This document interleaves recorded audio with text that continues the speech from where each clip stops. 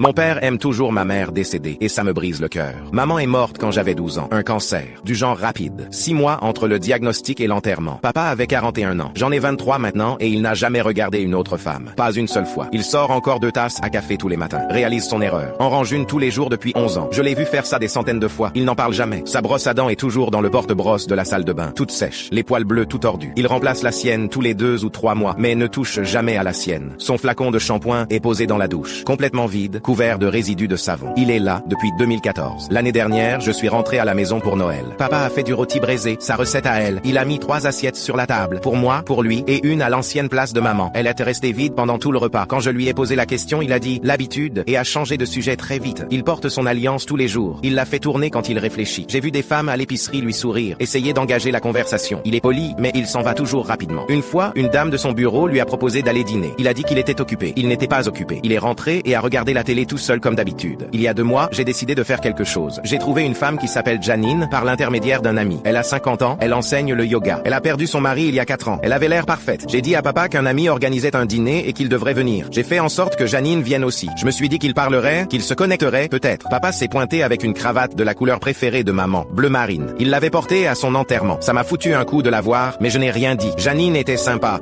Elle lui a posé des questions sur son travail, ses hobbies. Papa répondait par des phrases courtes, la regardait à peine. Au bout de 20 minutes, il a dit qu'il ne se sentait pas bien et il est parti. Il n'a même pas fini son assiette. Je l'ai appelé le lendemain. Je lui ai demandé pourquoi il s'était barré aussi vite. Il est resté silencieux longtemps. Puis il a dit « Je sais ce que tu essayais de faire. S'il te plaît, ne le fais plus. C'est tout. » On n'en a pas reparlé depuis. La semaine dernière, je suis allé chez lui sans prévenir. Je suis entré avec mon ancienne clé. Il était dans le garage en train de fouiller dans des cartons. Les cartons de maman, ses vêtements, ses livres, ses bijoux, tout ce qu'il avait emballé il y a des années, mais qu'il n'avait jamais donné ni jeté. Il tenait son vieux manteau d'hiver, le gris avec la fermeture éclair cassée. Il restait juste là à le tenir. Il ne m'a pas entendu entrer. Je l'ai regardé le plier soigneusement et le remettre dans le carton. Puis il a sorti ses lunettes de lecture, celles avec les montures roses. Il les a essayées. Elles étaient beaucoup trop petites. Il avait l'air ridicule. Et puis il s'est mis à pleurer. Pas fort, juste des larmes silencieuses qui coulèrent sur son visage pendant qu'il restait là avec ses petites lunettes à elle. Je suis reparti en arrière avant qu'il me voie. J'ai conduit jusqu'à chez moi en tremblant. J'ai appelé ma tante, la sœur de maman. Je lui ai tout raconté. Elle a dit « Ton père l'aimait plus que tout. Certaines personnes ne vivent ça qu'une seule fois. Laisse-le tranquille. » Mais comment? Comment je fais pour le regarder gâcher toute sa vie à rester seul alors que maman aurait voulu qu'il soit heureux? Il y a 3 jours, j'y suis retourné, j'ai apporté du café et des bagels. Je me suis assis à sa table de cuisine et j'ai dit « Tu dois passer à autre chose. Ce n'est pas sain. » Maman est partie depuis 11 ans. Il a fixé sa tasse de café pendant une bonne minute. Puis il a dit « Je me réveille tous les matins et j'oublie qu'elle est partie. Il me faut environ 5 secondes pour m'en souvenir. Tous les jours depuis 11 ans, je la perds à nouveau. Passer à autre chose, ça veut dire que ces 5 secondes disparaissent. Je ne suis pas prêt pour ça. » Je ne savais pas quoi dire. Il a fini son café, rincé les 2 tasses par habitude et il est parti au travail comme d'habitude.